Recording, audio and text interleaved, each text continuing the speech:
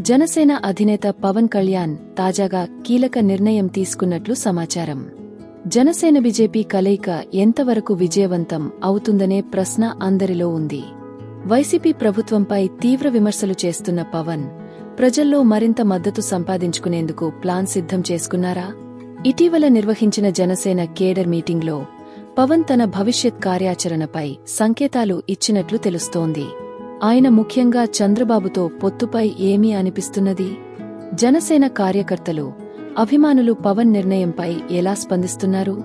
జనసేన ప్రభావం ఏపీలో ఎంతవరకు ఉంది? రాబోయే ఎన్నికల్లో జనసేన పోటీ చేసే స్థానాలు ఎన్ని?